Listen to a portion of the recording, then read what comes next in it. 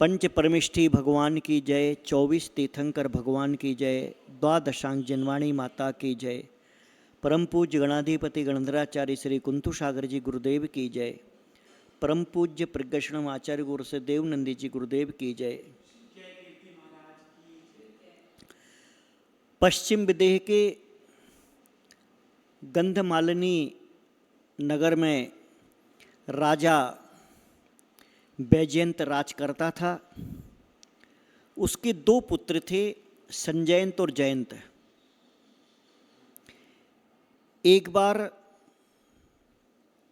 बिजली गिरने से बैजयंत राजा का प्रधान हाथी मर जाता है और उस हाथी की मृत्यु को देख करके उस राजा को वैराग्य उत्पन्न होता है और वह सोचता है कि इसी प्रकार से यह संसार क्षणभंगुर है, यह राज्य क्षणभंगुर है, अतः इसे छोड़ देना चाहिए।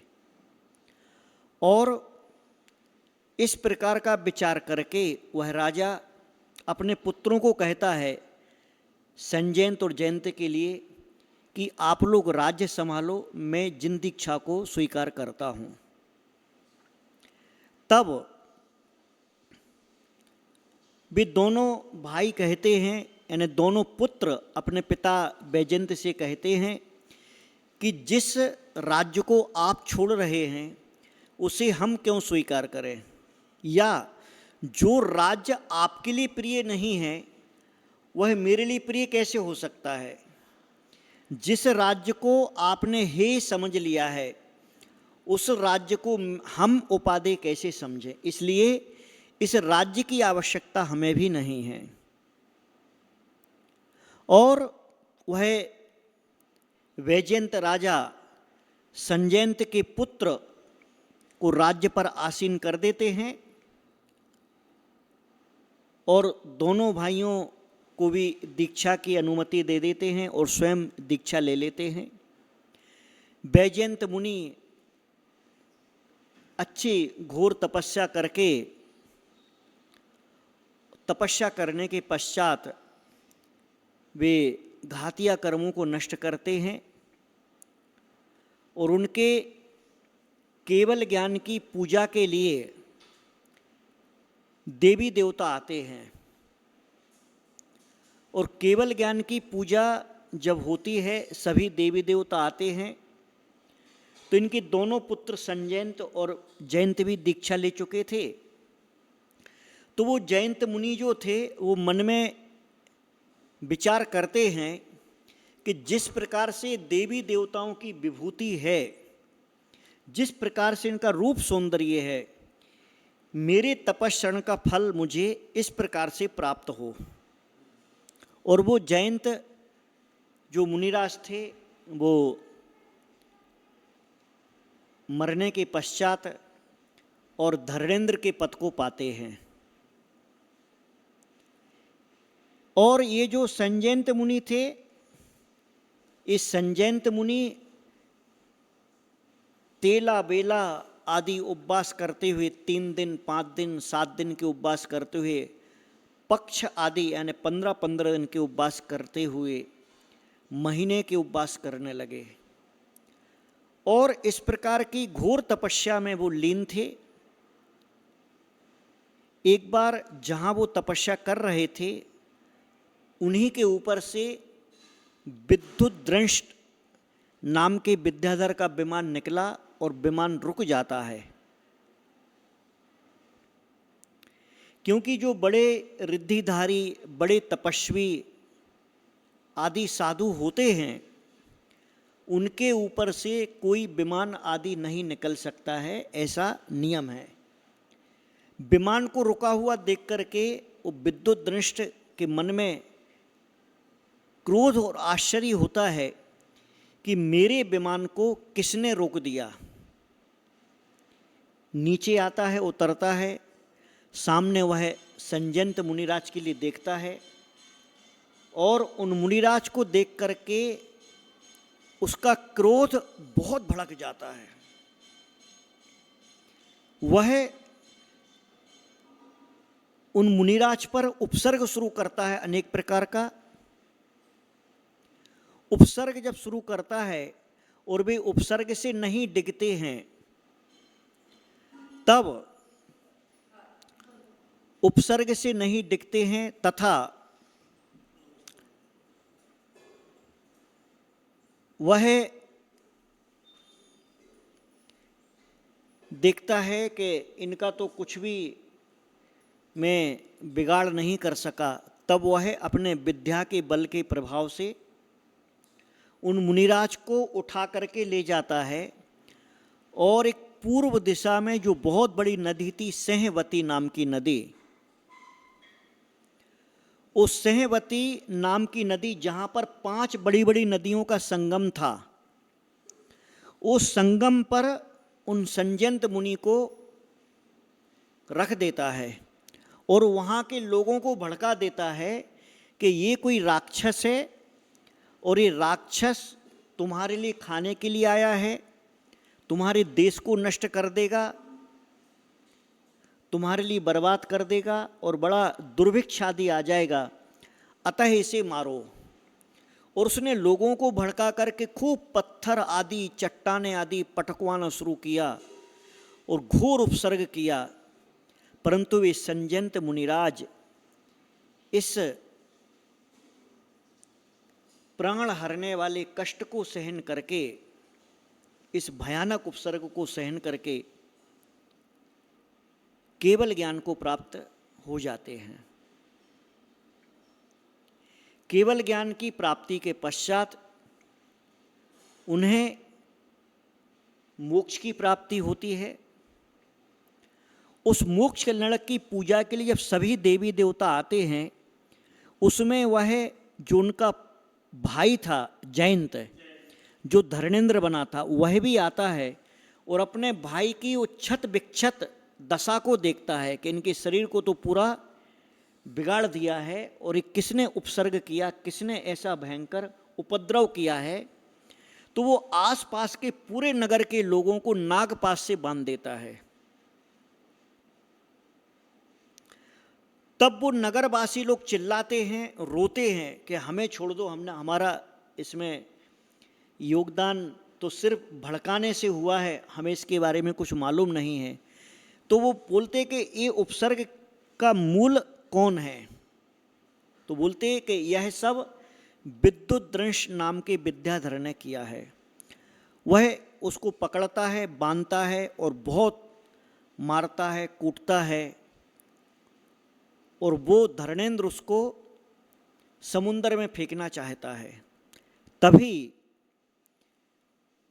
धरणेंद्र के लिए एक दिवाकर नाम का देव समझाता है कि तुम इस प्रकार का कृत्य मत करो, इसको मार के तुम्हें क्या फायदा होगा, इसको तुम छोड़ दो। क्योंकि संजयंत मुनि का और ये विद्युद्रंश नाम के जो विद्याधर है, इसका पिछले 4 भव से बैर चला आ रहा है। तो ये 4 भव से बैर चला रहा और एक तरफा बैर है। संजयंत मुनि का कोई दोष इस भव में भी नहीं था और पहले भी नहीं था, परंतु ये एक तरफा बैर के कारण यह इनके प्रति अनेक प्रकार के उपद्रव करता चला आ रहा है। इसको मार के कोई भी लाभ नहीं होने वाला है। इस प्रकार से उसे समझाता है। तब वह धरणेंद्र उसको यह कह के छोड़ देता है कि तेरे लिए तेरी सारी विद्याओं को मैं हर लेता हूँ, सारी विद्याओं से उसको मुक्त करके और उसे सामान्य सा बना करके छोड़ देता है। और इधर वह दिवाकर देव से पूछने पर धरणेंद्र को बताया जाता है कि इनके पिछले 4 जन्मों की, 4 भवों की किस प्रकार की कथा है। तो कहता है कि यह राजा सहसेन थे और उनके राज्य में एक सेठ था समुद्रदत्त, वह जब विदेश की यात्रा के लिए, समुद्र की यात्रा के लिए गया, तो इनका एक जो श्रीभूति नाम का ब्राह्मण था, वो उसके यहाँ पर अपनी धरोहर कि कभी कोई विपत्ति आती है उससे बचने के लिए वो रतन रख देता है। और बेचारा वह व्यापार करके जब लौटता है और जहाज फट जाता है, उसका सारा धन नष्ट हो जाता है और वो दरिद्री अवस्था में श्रीभूति के पास आकर के उन रत्नों को मांगता है। तो श्रीभूति उसे पागल कह के, दरिद्री बता करके, गरीब बता करके उसे वहाँ से भगा देता है। फिर इसके पश्चात नगर भर में घूमता है, कोई पुकार सुनता नहीं है, राजा भी नहीं सुनता है। फिर श्रीभूति की सच्चाई बताने के लिए वह जो सेठ था, वह रानी के महल के पीछे से चिल्लाता है और एक ही समय पर एक ही बात बोलता है कि मेरे रतन श्रीभूति ने ले लिए हैं, उन रत्नों को मुझे वापस दिला दो। तब रानी एक दिन राजा से कहती है कि ये व्यक्ति कोई पागल नहीं हो सकता है जो एक ही समय पर आकर के और एक ही बात को रोज बोल रहा है। सच्चाई जानने के लिए राजा से अनुमति लेकर के वह रानी श्रीभूति को जुआ खेलने को बुलाती है कि इसको इस प्रकार से मालूम किया जाए। और वो मुश्किल से थर थर काँपता है, परंतु रानी की आज्ञा पाकर के जुआ खेलना शुरू करता है। और रानी अपनी धाय को समझा करके उसकी पत्नी के पास भेजती है। पत्नी भी बड़ी निष्ठुर और निर्दय थी। पहले तो वह मानती नहीं है, परंतु वह श्रीभूति की अंगूठी आदि बता करके वो रतन लेके आ जाती है। उन रत्नों को मिलाकर के उस सेठ के राजसभा में बुलाया जाता है और उससे कहा जाता है कि तुम अपने रत्नों को इसमें से चुन लो, तुम्हारे कौन से रत्न हैं। वो अपने रत्न चुन करके बाकी के छोड़ देता है। सच्चाई का पता चलता है। उस श्रीभूति जो सत्यघोष के नाम से बड़ा प्रसिद्ध था, उसे राजा सजा देता है कि या तो गोबर का सेवन करो, या जो बड़े पहलवान हैं उनके मुक्कों का प्रहार सहन करो, या तुम्हारे पूरे धन का सर्वस्व हरण होगा। वह श्रीभूति गोबर नहीं खा पाता है, फिर मुक्के सहन करता है, मर जाता है।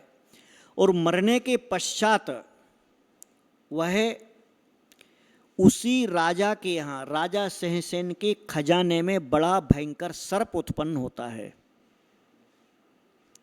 और वो ऐसा सर्प, यानी वो खजाने के पास में किसी को आने नहीं देता। एक दिन राजा सहसेन वहाँ पे जाता है। सहसेन को देख करके उसका क्रोध भड़कता है और वो सर्प उसे काट लेता है, जहर चढ़ जाता है। इसे देख करके राजा का मंत्री था सुघोष। वो सुघोष मंत्रवादी था। वो मंत्रों के प्रभाव से उस नगर के, उस आसपास के एरिया के जितने भी सांप थे, उन सब सांपों को मंत्र के प्रभाव से बुलाता वहाँ पर, वो खजाने में, और एक अग्नि कुंड जला देता है। और उसमें कहता है कि जो निर्दोष है, जिसने राजा को नहीं काटा है, वो इस अग्नि कुंड में से निकल जाए, उसका कुछ भी नहीं होगा। सारे सर्प जो आए थे वो अग्नि कुंड में से निकल जाते हैं और सर्प का कुछ नहीं होता। वो ऐसे बिल्कुल जैसे सामान्य जमीन होती है, सामान्य भूमि के हिसाब से निकल जाते हैं, किसी का कुछ नहीं होता। सबसे लास्ट में बचता है जो श्रीभूति जो था, जिसको, हाँ, वो श्रीभूति ब्राह्मण का जीव, तो वो अकेला बचता है। अब वो सुघोष मंत्री बोलता है कि तू अकेला बचा है, यानी तूने राजा को काटा है। अब तेरे पास में दो ही ऑप्शन है, कौन से? या तो तू वापस राजा का जहर खींच ले या अग्नि में जल करके मर। तो वो श्रीभूति के अंदर तो क्रोध था ना पिछले जन्म का कि इसने हमको मरवा दिया राजा ने, तो बैर के कारण, उस बैर भाव के कारण वो अग्नि में कूदना पसंद करता है और जल करके नष्ट हो जाता है और राजा भी मर जाता है। अब ये जो राजा मर गया था, तो राजा तो कष्ट से मरा था, सर्प के काटने से। तो ये उसी राज्य के सल्लकी नाम के जंगल में हाथी बनता है, बड़ा भारी हाथी बनता है। और यह जो श्रीभूति था, ये मर करके उसी जंगल में भयंकर मुर्गा बनता, बड़ा भारी। अब ये जो यहाँ पे घटना घटित हुई, इसके बाद में ये राजा सहसेन के दो पुत्र थे, एक था सहचंद्र और एक था पूर्णचंद्र।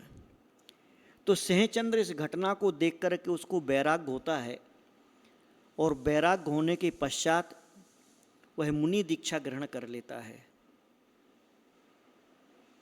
और मुनि दीक्षा होने के पश्चात वह उस जंगल में ध्यान करता है, तपस्या करता है।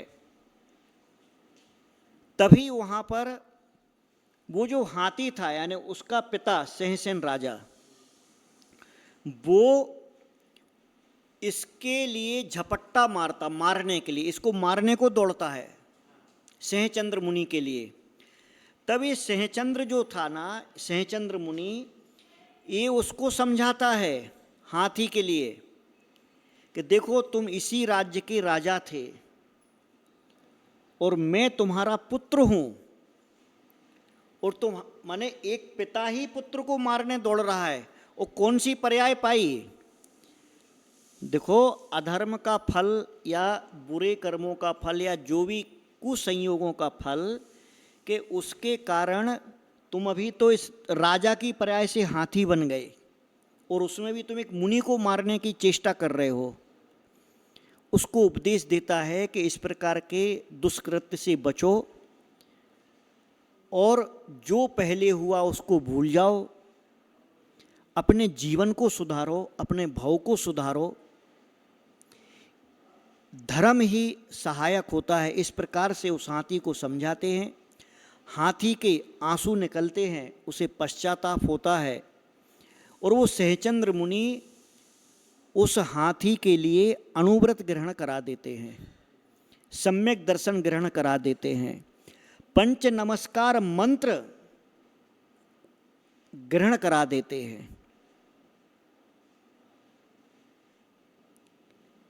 देखिए कर्मों की विचित्रता,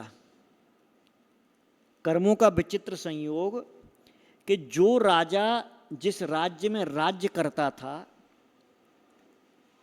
और कर्मों का इस प्रकार का फेरा, कर्मों का इस प्रकार का चक्र, कि वही राजा उसी राज्य के जंगल में हाथी बन गया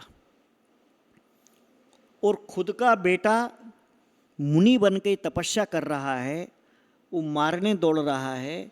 फिर ये सहचंद्र मुनि उसको समझाते हैं और हाथी की पर्याय में पंच अणुव्रत ग्रहण करते हैं। हाथी को संबोध करके उसे समझाते हैं और एक दिन हाथी